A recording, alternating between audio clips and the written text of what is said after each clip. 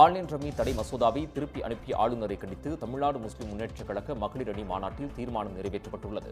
தாம்பரத்தில் நடைபெற்ற மாநாட்டில் 3000 பெண்கள் கலந்து கொண்டனர்.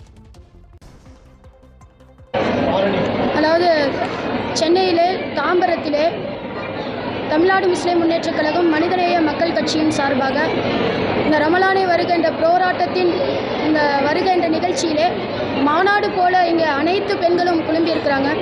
இந்த நிகழ்ச்சியினுடைய ஒரு தீர்மானமாக கோரிக்கைகளாக நாங்கள் எதை வைக்கிறோம் தமிழக அரசுக்கு அப்படின்னு சொன்னால், எங்களுடைய நீண்டகால எதிர்பார்ப்பு இந்திய விடுதலைக்காக பாடுபட்டு தங்களுடைய சதவீதத்திற்கும் மேலாக பாடுபட்ட இஸ்லாமிய சமுதாயத்தினுடைய வாரிசுகள் நாங்கள். எங்களுடைய வாரிசுகள் இன்றைக்கு அதிக இட ஒதுக்கீடை எங்கே பெற்றிருக்காங்கன்னு பார்த்தீங்கன்னா, சிறை கொட்டகைகளில் தான் இன்றைக்கி எங்களுடைய இளைஞர்களுக்கு அங்கே தான் என்ன செஞ்சுருக்கு, இடஒதுக்கீடு கிடச்சிருக்கு. ஒவ்வொரு ஆட்சியும் வர்றவங்க எல்லாருமே சிறைவாசிகளுக்கு விடுதலை கொடுப்போம் தான் சொல்கிறாங்க. ஆனால் யாருமே அந்த விடுதலையை கொடுத்ததாக தெரியல.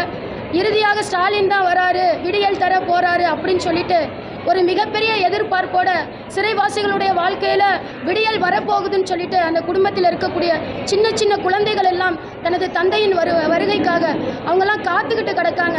மனைவிகள் பலகாலம் திருமணமாகி தன்னுடைய கணவருடைய வருகைக்காக இறுதி மூச்சை கையிலே பிடித்து கொண்டு தன்னுடைய மகன் வந்து பார்க்கும் பொழுதுதான் உயிர் பிரிய வேண்டும் என்ற அந்த தாயினுடைய தவிப்பு, இதையெல்லாம் நீங்கள் போய் பார்த்தீங்கன்னா கோவையில் அவங்களுடைய குடும்பங்களிலே தெரியும். இந்த ரமலான் எந்த ரமலானும் அவங்களுக்கு நிம்மதியை ஏற்படுத்தினதில்லை. ஏன்னா பெருநாளில் தங்களுடைய வீடுகளில் இருக்கக்கூடிய சகோதரர் சிறையில் இருக்காரு அப்படிங்கிறதுனால.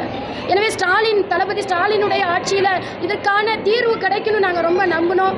ஏன்னா அவங்களுடைய அந்த தேர்தலினுடைய அந்த இதில் வந்து அவங்க சொல்லியிருந்தாங்க, வாக்குறுதியில் நாங்கள் சிறைவாசிகள் விடுதலைக்கு நாங்கள் முக்கியத்துவம் கொடுப்போம் அப்படின்னு சொல்லியிருந்தாங்க. இதுக்கு விடிவு கிடைக்கும்னு அவங்க வாக்களிச்சிருந்தாங்க. நீங்கள் எல்லாம் சமீபத்தில் இதே மீடியாக்கள் மிகப்பெரிய ஒரு விஷயத்தை பரப்புனீங்க, 7 பேர் விடுதலை. உண்மையிலே நாங்களும் அந்த 7 பேருக்காக பல களங்களை இந்த தமிழ்நாடு முஸ்லிம் முன்னேற்றக் கழகம் மனிதநேய மக்கள் கட்சியின் சார்பாக அந்த 7 சகோதரர்களுடைய விடுதலைக்காக பல போராட்டங்களை முன்னின்று நாங்கள் நடத்தி இருக்கிறோம். மாநில அரசினுடைய சுய அதிகாரத்தின் மூலமாக அவங்கெல்லாம் விடுவிக்கப்பட்டு அவங்களுடைய குடும்பத்தினை சந்திச்சிட்டாங்க.